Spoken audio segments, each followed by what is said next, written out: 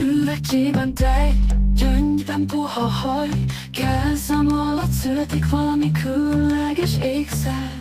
Minden csepp és szál egy-egy emlék, anyák álmait formázom, ez a mesterségem.